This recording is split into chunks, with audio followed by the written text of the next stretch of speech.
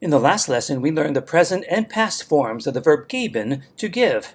We learned as ich gebe, du gibst, gibt, wir geben, ihr gebt, and sie geben.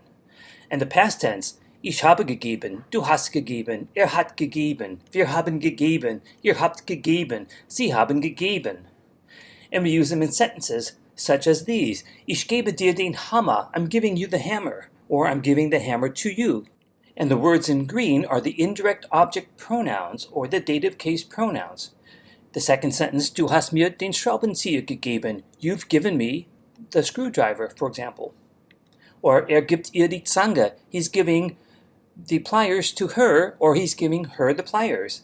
Sie hat ihm die Säge gegeben, she gave him the saw, or she gave the saw to him. Either translation works. Wir geben euch den Bohrer, we're giving the drill to y'all, to you plural, or we're giving you the drill. Ihr habt uns den Schraubenschlüssel gegeben. You, informal plural, gave us the wrench, or gave the wrench to us, either way. Ich gebe ihnen die Werkzeuge. I'm giving the tools to them, or I'm giving them the tools. And ich habe ihnen die Werkzeuge gegeben. I gave you formal the tools, or I gave the tools to you formal, ihnen with a capital I. Since ihnen sounds the same in both sentences, it's understood in context. We use geben and indirect object pronouns and commands as well, such as these. Geben Sie mir die Säge, give me the saw, or give the saw to me, a formal command. Or gib ihm den Bohrer, give the drill to him, or give him the drill. Or gebt ihnen die Schrauben und die Nägel, give them the screws and the nails. Or again, give the screws and nails to them. And geben wir ihr die Werkzeuge, let's give her the tools. Or let's give the tools to her. So let's review the kinds of pronouns we've learned so far. We learned subject pronouns, which we've used often as the subject of sentences. Ich, du, sie, es, wir, ihr, sie, and sie.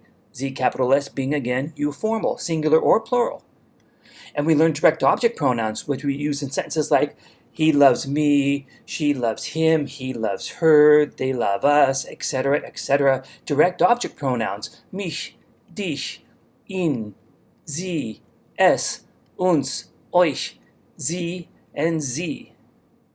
And we just recently, in the last lesson, learned indirect object pronouns, but we haven't done a whole lot with it. We use them in the sentences like today with the verb geben. They are mir, dir, ihm, ihr, ihm. That's for neuter things. Uns, euch, ihnen, capital I, ihnen, lowercase I. The indirect object pronouns or the dative case pronouns. Notice that uns and euch are both direct and indirect object pronouns. They were used as the direct object of a sentence as well, like we love you plural, wir lieben euch. Also notice that the word ihr as a subject means you informal plural, but as you see here, as an indirect object it means her or to her. Now, repeat the tools we've recently learned. Das Werkzeug, der Hammer, die Schraube, der Nagel. And repeat the plurals of both again. Die Schrauben, die Nägel, der Schraubenzieher, die Zange, die Säge, der Bohrer, die Axt, der Schraubenschlüssel. Good. Certain German verbs always take the dative case. One of them is the verb to belong to, the verb gehören. Repeat that word, gehören. Although you can say, for example, I belong to a given club, the two forms used most are the singular and plural, gehört and gehören, saying that one thing or more than one thing belongs to someone. So, say, after me, the tools belong to me. Die Werkzeuge gehören mir.